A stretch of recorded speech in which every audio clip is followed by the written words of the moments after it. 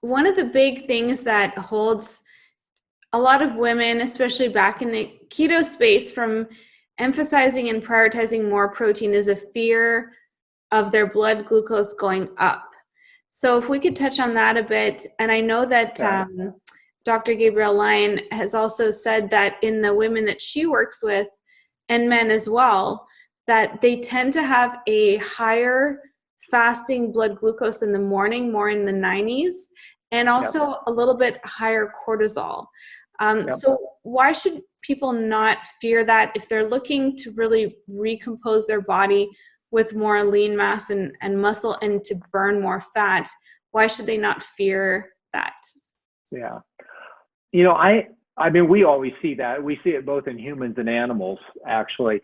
The way to understand that goes back to the discussion we were having about gluconeogenesis.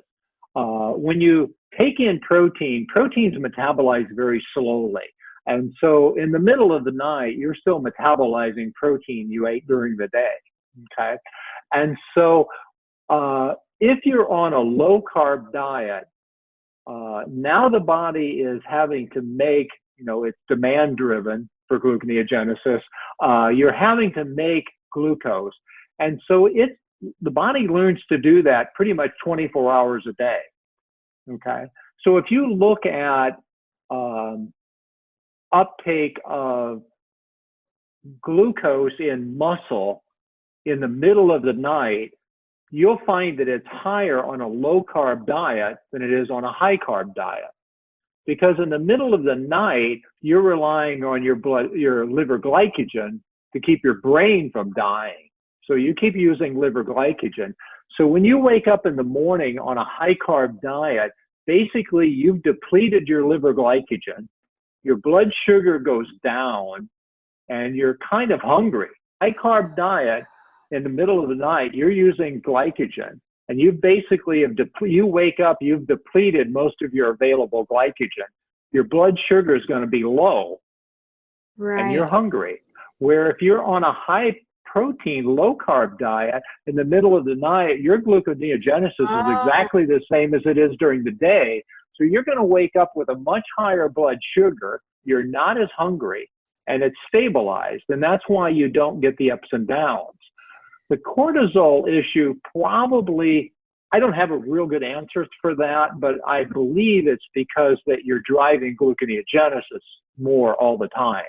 So, you know, it's running a little higher.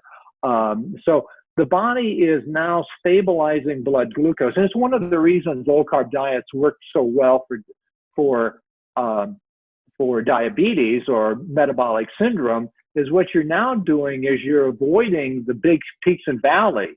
So after a high-carb meal, you get this big excursion high, and in the middle of the night, you get this huge drop because you run out of glycogen. Where with a low-carb, higher protein diet, what it is stable 24 hours a day.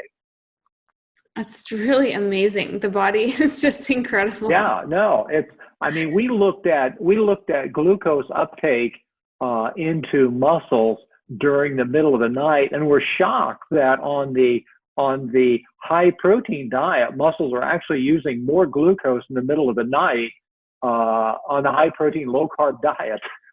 But it's just because gluconeogenesis is running. Yeah, I think that can freak some people out, you know, when they're doing keto and they're testing their blood sugar and they're like, oh no, you know, I'm becoming pre-diabetic or something.